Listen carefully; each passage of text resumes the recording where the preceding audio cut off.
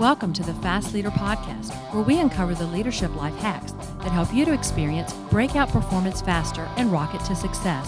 And now, here's your host, customer and employee engagement expert and certified emotional intelligence practitioner, Jim Rimbach.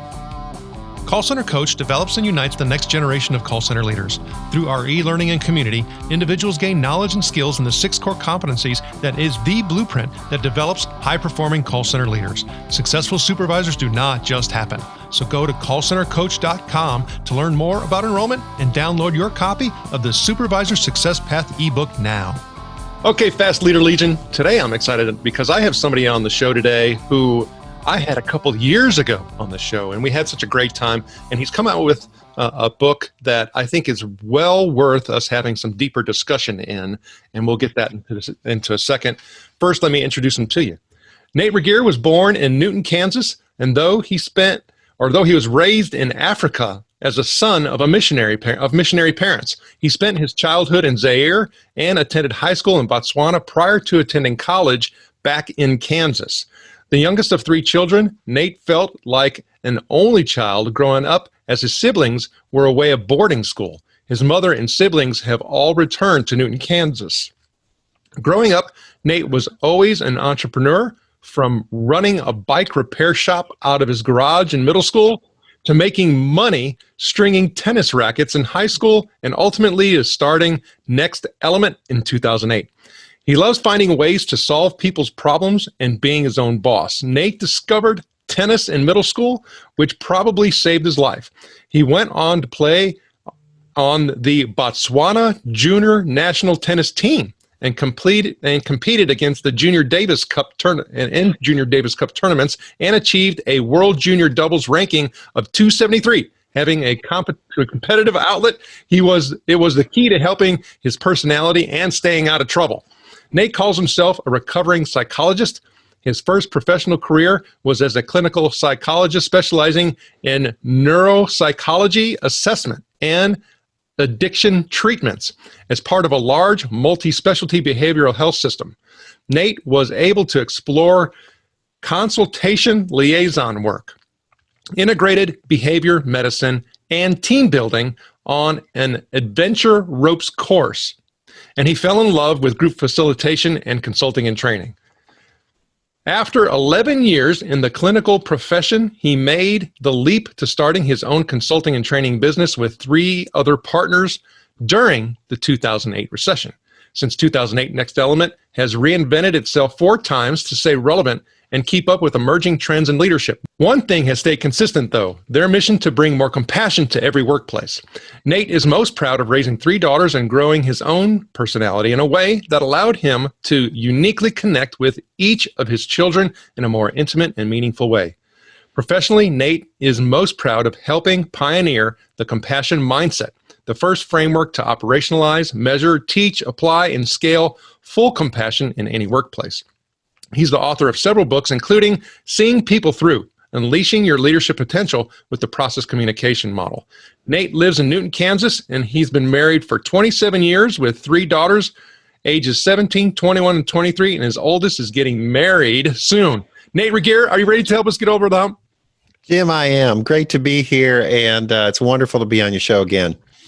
Well, and it's been such a long time that when we first were on the show together, it was only audio. So now we have the beauty of sharing video with everybody as well, and hopefully reaching a wider audience, because I've always respected your work. I have had the opportunity to stay connected with you and get some insight into the work. And then what we're getting ready to talk about today, I think, is extremely powerful, and it's multifaceted. And we're going to even connect it back to the customer experience, which is most important for our audience. But before we get into that, if you could at least share with the audience from your perspective what your current passion is so that they can get to know you even better. My current passion.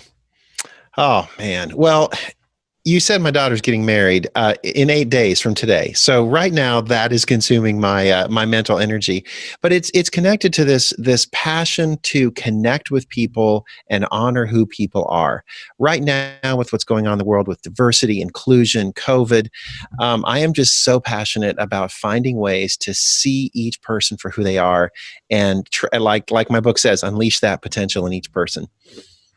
Well, and you're talking about unleashing that in the book. You talk about PCM and you explain PCM, and we said that it's the process communication model. But if you can, explain for watchers and listeners, what is PCM? Yeah.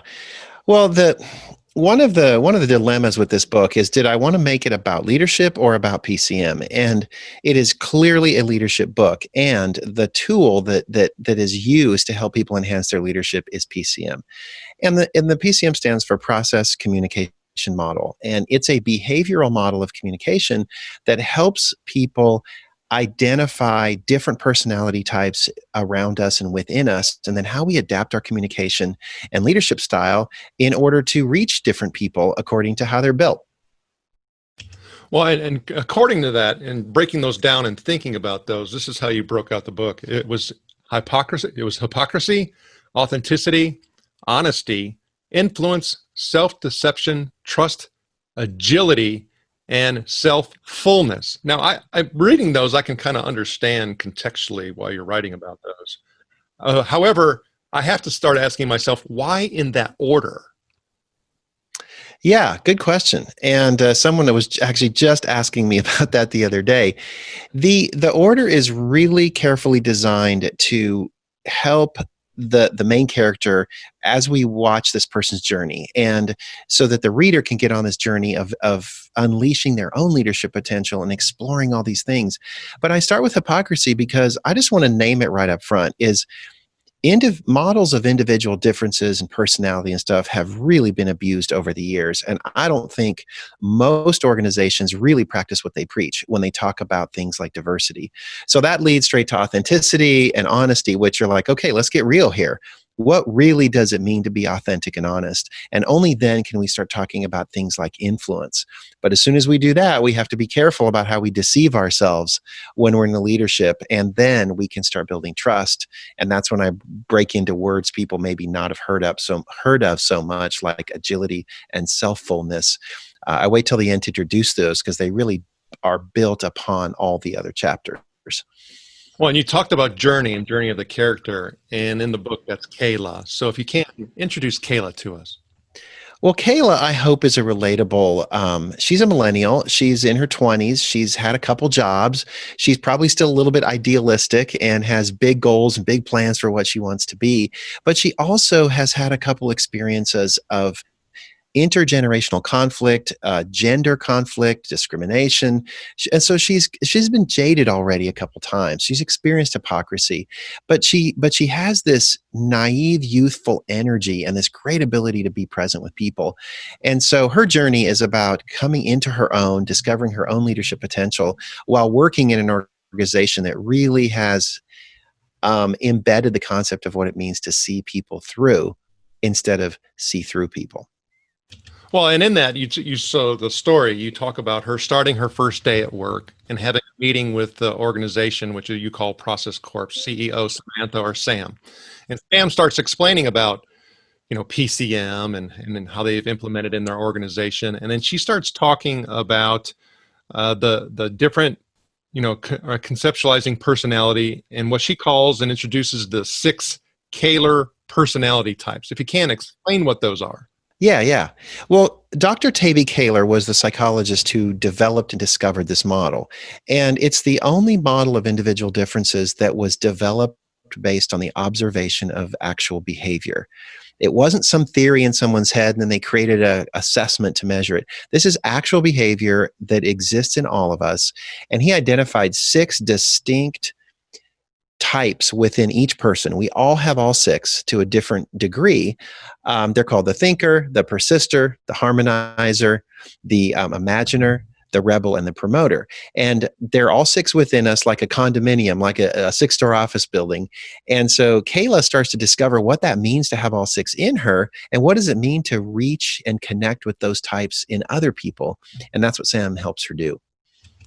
Well, but as you're talking about that and those 6 different floors, I start thinking about commonalities and common traits, and also, and I would like also get into the interplay of the assessments that are out there that do categorize people, whether it's an animal type or a letter type or all of that, and how that is impacted and affected and and how we can actually leverage that? Because I think there's some synergistic relationships. But if you could, when you think about all of these different types, what is the most common one in our society? That's a great question. And demographic research has shown that the most common base type, and I want to indicate base type because we all have all six in us. So the question is, the most developed type is the harmonizer. 30% of the North American population, this is their most developed floor.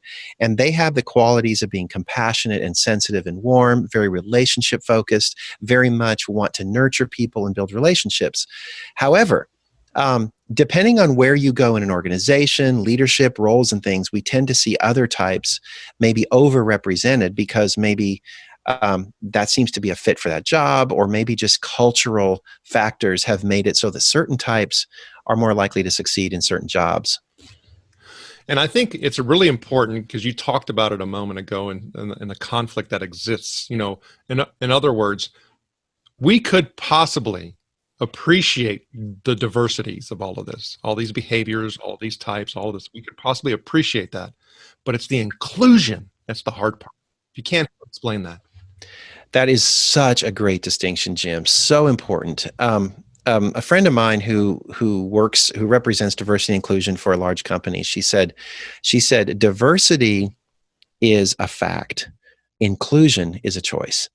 And inclusion takes active effort. And so from a personality perspective, what does inclusion mean?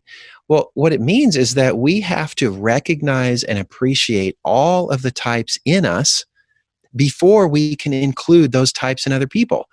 And so most models of individual differences say there are types of people. Oh, you're a high D, you're an ENTJ, you're a blue, whatever. You're a badger. And it's like, no, nobody is a thing. We all have them in us. And so thinking about types in people means that everything that's out there is also in here. And I think that's the foundation for inclusion. Well, when I start thinking about that, I'm the complexity just can be overwhelming. Yeah, it can.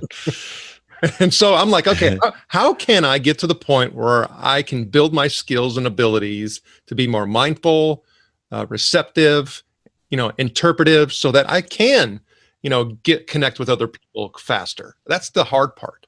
Absolutely. It's the hard part. And it's also where most other models and training fall down, because we can teach some conceptual model of individual difference. Oh, you have these characteristics, you're this. My question is, so what? Now what? Who cares? I don't think that individual personality doesn't really matter unless two or more people are trying to get something done. Then it matters a lot. And the only reason it matters is because they're trying to communicate with one another. And so what makes PCM so elegant and helpful is that it's a behavioral model. So we teach people how to actually observe behavior and then adapt and adjust, diagnose, adapt, and adjust, so we can actually connect when we're talking to each other. Well, I think as you're saying that, though, I'm thinking about the different factors that can impact that. So in other words, I have a certain base floor that is a commonplace, but other factors may cause other things to come out, stress, lack of sleep. I mean, it just goes on and on, right? So there's always stressors. So how do I deal with that? Well, that's a great question. And a good model of behavior has to take that into account. It has to be able to anticipate and predict. So right now I need oil changes in 4 of the cars in my family. And I'm trying to get my daughter's car all ready to go because it's going to be off my payroll once she gets married. She can take care of her own car. But anyways, so think of the analogy of a vehicle. You purchase a vehicle for a lot of reasons, but it comes with a certain specs. These are the performance specs of this car, 0 to 60 in this time, this many cup holders, this much horsepower, whatever. So it has performance capabilities. But there's also how you take care of it. So it needs fuel, it needs oil changes, it needs certain things to be able to function. So and the more we stress and ask of this vehicle, the better we have to take care of it in order for it to rise and exhibit its performance capabilities. So PCM at the same time says, here's how you're built, here's how you function, and here's how you're going to misfire under stress and distress, and here's what it takes to keep you healthy. And it's unique for every vehicle and for every person. Well, then as I start thinking about that and putting in real world terms today, I was on a Zoom call with 12 other people, and we were going over a particular topic that was just riddled and infused with inherent stress. And so you have, polarizing opinions and thoughts, everything, fierce loyalty, and I'll defend it to the death, to other people that are like, this is not okay that we've been doing this and this legacy needs to change. And so, and then I'm trying to move them forward on something so that we can essentially come together. And so then I'm accused of ruffling feathers. Yep. Well, and your ability and gift of this ruffling feathers also is one of the reasons why you're so good at what you do, because you can seize opportunity. You can create energy and excitement. I was once accused of throwing thought grenades into meetings. So I don't know. Were you coming? I got excited about what you're saying. Were you coming with a question about that dynamic and the kind of how stress affects us? Well, and how do you get through that? Yep. Okay. Well, here's what PCM allows us to see as leaders and as people dealing with customers, is that it's called the process communication model because it focuses on process of how we say it, not the content of what we say. So we all know that verbal communication is only about 10% of what's actually happening. Nonverbals is the other 90. Process communication model focuses on that. So yes, we have a hot topic that there's 12 people talking about. That's the content.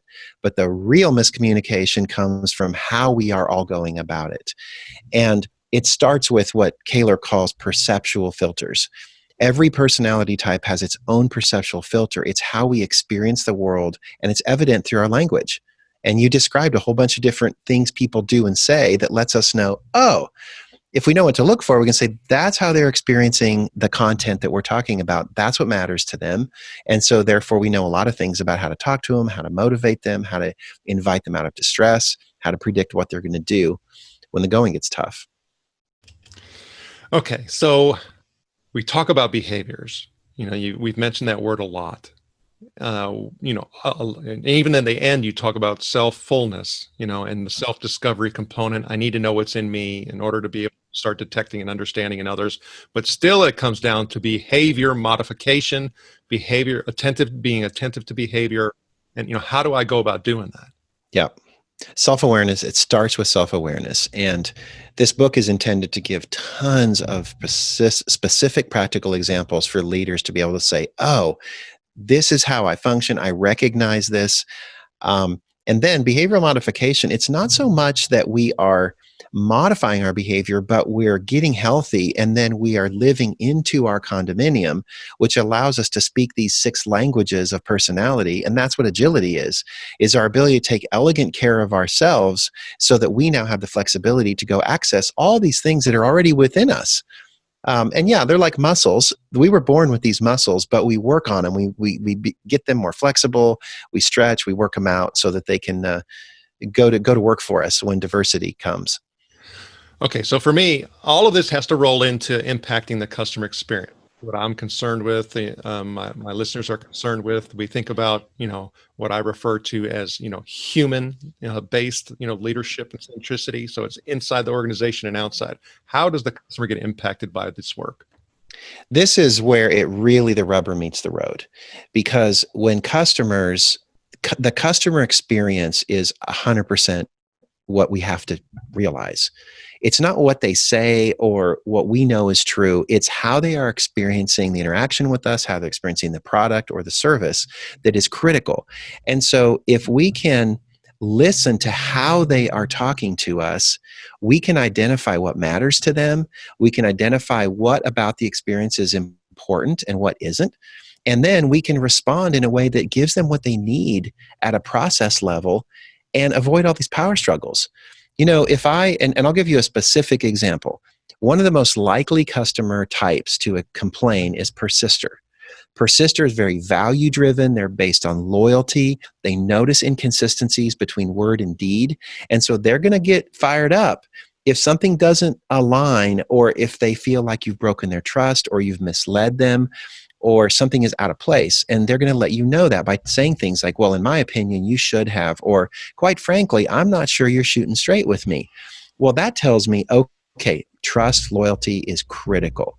So if we go apologizing all over ourselves or trying to defend, it's like, well, I have the records here that I did send you that email. It's like, you're just asking for trouble. You're asking to lose a customer. But what if we responded to them and said, you know, your loyalty is very important for me, and we strive to be consistent between word and deed. What's your opinion on how we could communicate in ways that really help you know that we care about your experience?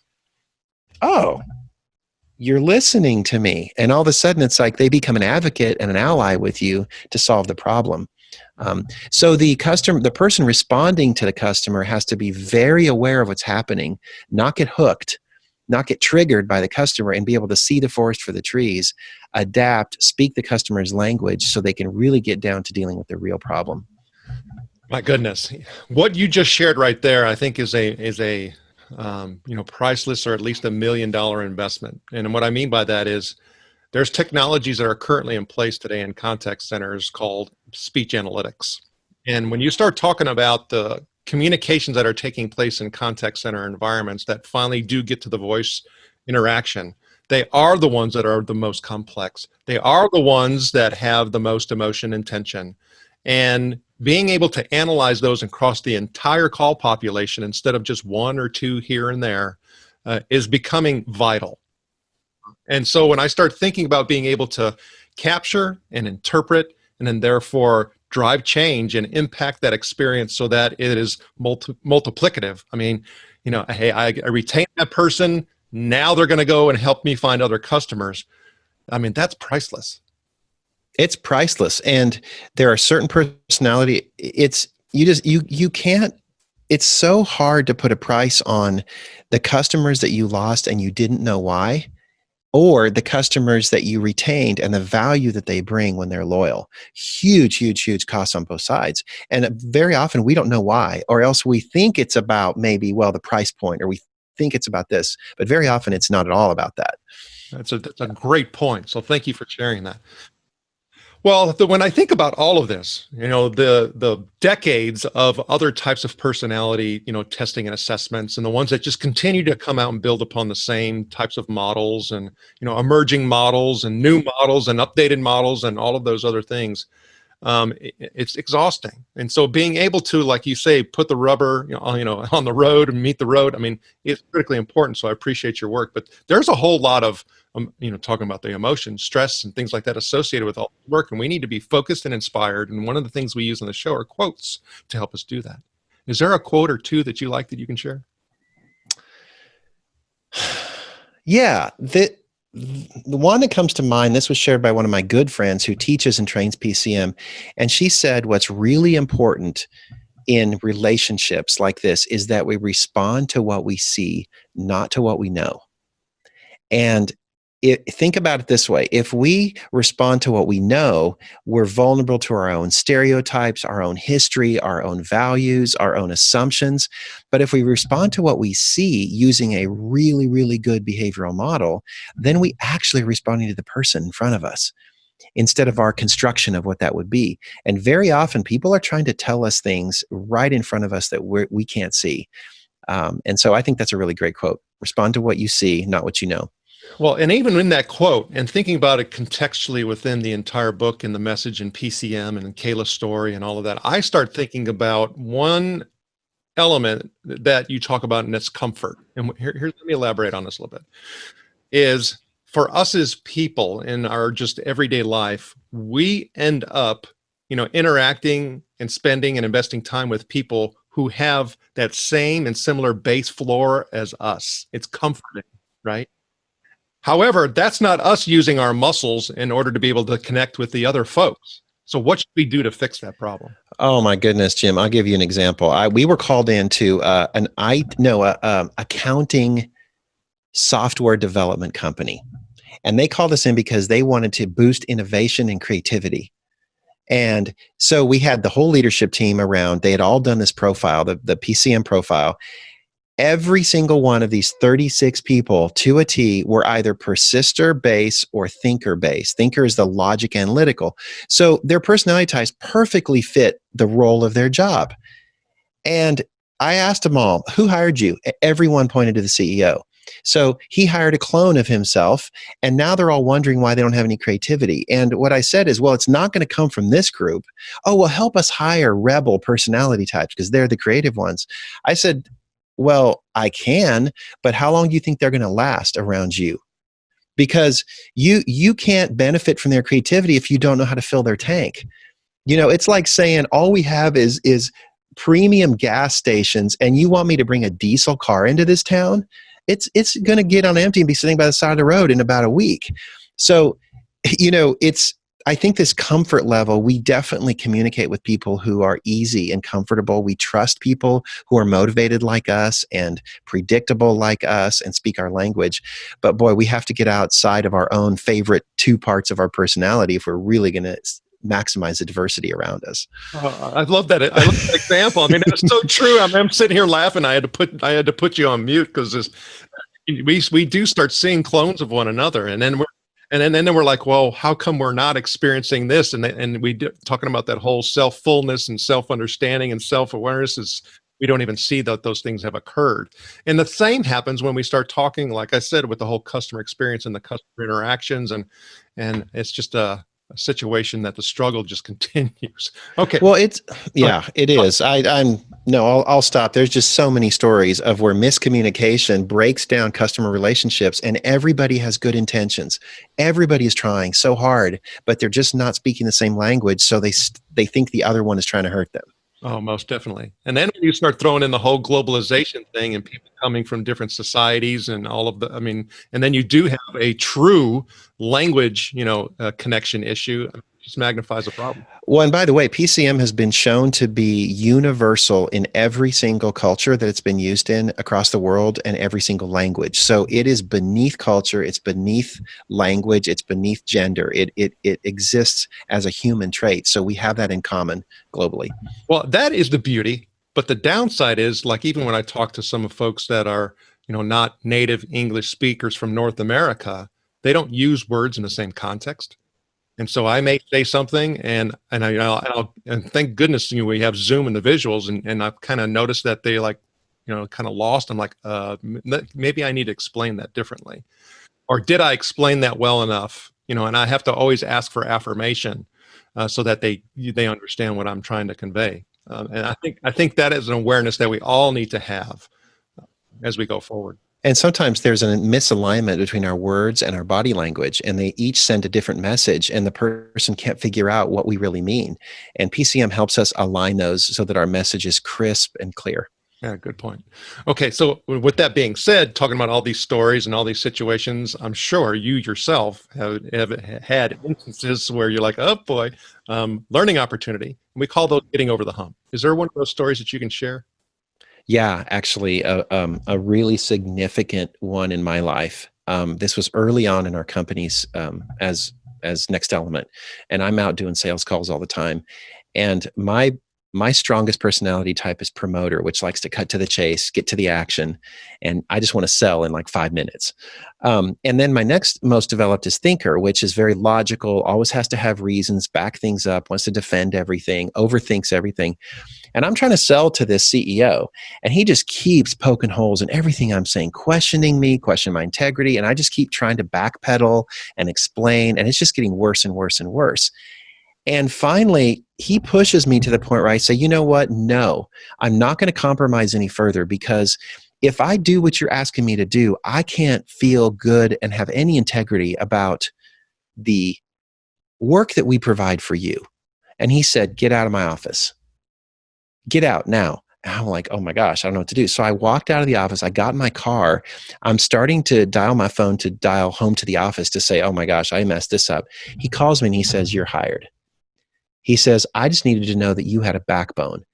And what I learned was his persister was his personality's strength. He wanted to know that I'm convicted and I believe in something, and I just kept compromising.